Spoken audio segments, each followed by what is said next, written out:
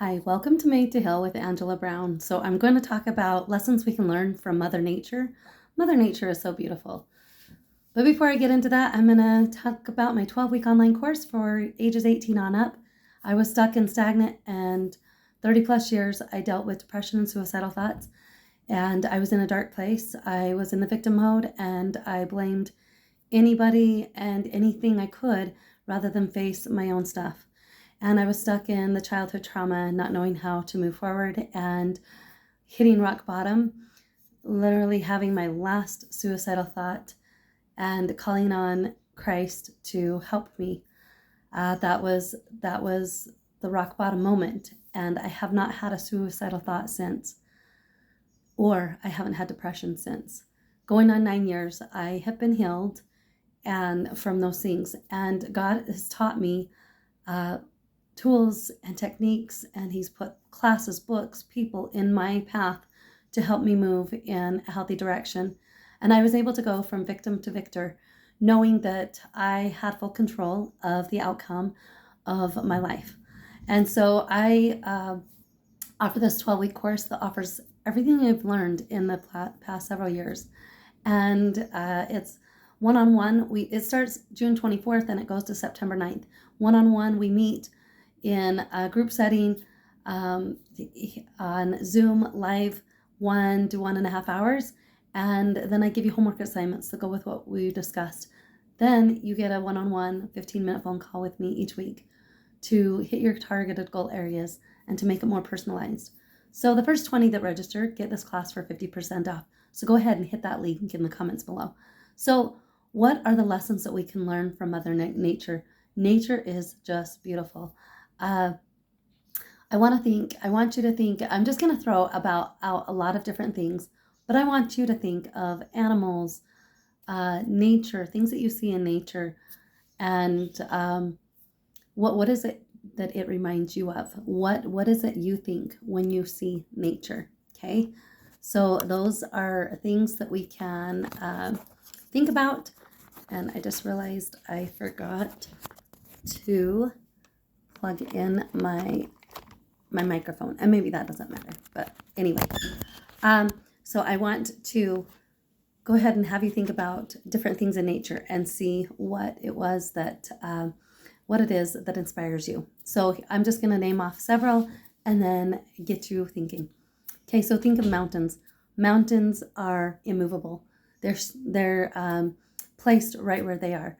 So, and of course I tie everything to God, because everything in nature points back to God, points us back to God. So standing immovable and in our faith and in our being of what it is we were sent here to do.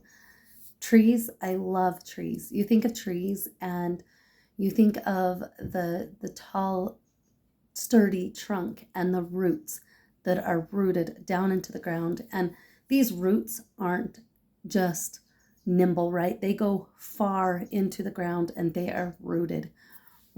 For me, I am rooted in the gospel of Jesus Christ. What are you rooted in? For you to have that solid foundation, so when the winds tear through, you're going to stand firm and not be swayed. And also, I think of branches, how they're reaching out, but first of all, they're reaching up. They're reaching up to God and praising God, right? Trees are the most awesome things in nature that are always praising God. And then they have their branches that reach out. So they reach out to others. We can reach out to others. We can always be praising God and seeking direction from God and reaching out to others and helping them on their journey as well. And then I think of the leaves that move in the wind and dance. Don't forget to take the time to dance and flow in your glory that God created you to be. Then I think of flowers. Flowers are so beautiful. They are magnificent. They are unique, and they stand in their glory. The sunflower is not comparing itself to the rose. The rose isn't comparing itself to the tulips. You can go on and on forever on the flowers. They do not compare and shrink back in their glory because they're looking, going, oh, I wish I could be as beautiful as that. No, they stand in their glory. They know they are beautiful. They offer this world their own unique beauty, and they stand in that glory. So we can learn from the flowers to stand in our glory. Bees. I think of bees, and they're always gathering, right? They go and they collect that pollen. And so we can be like bees and just gather information, always having this desire to learn, gather it. But then once you gather information, it's now our turn to share. We need to, once we learn things that we can't unlearn and that we know to be true, you gather information and then you share it with others outside yourself. And dogs, I think of dogs. Dogs are loyal. Dogs pick up on feelings, and they stick with you thick or thin. So we can become more loyal like the dogs. And cats. I thought of cats because cats are kind of the opposite of dogs, right? Like you either are a dog lover or a cat lover. And some people have both. But cats, they don't care. They don't care what you think about them. They are going to be who they are, and they are just fine moving forward into being themselves, and they really don't care what you think of them. So don't worry about what others outside yourself thinks of you. You stand in your glory, in your own authentic uniqueness. And rocks are solid. They stand firm where they're at. They're solid. And think of a foundation. You lay on your rocks, the foundation. And for me, that's Jesus Christ. So you think of a river flowing. Rivers are flowing and abundantly, and they're moving forward, and they flow. And just stand in your glory and flow with life. Be ready to be adaptable and to whatever comes your way, that you can just maneuver and go around and flow ever gently. And then think of the sun, the light that comes above. God gives us our light. And the moon, no matter what kind of dark times come to us, we are going to have dark times. Just know that there is still light. There is still light up above to direct us in where we need to go. And then I think of the stars. The stars, we have this light. We have been given this light from the sun and the moon. And the moon actually is the light from the sun, right? We're all borrowing this light, and we have this light from the sun. So we get to shine in our glory with the like stars. My last thing that I've thought of this morning is birds. The birds, if you think about it, they always have a song, and God has placed a song in each one of us. He has placed a certain tune, certain song, music into each of us to share with the world. What is your song?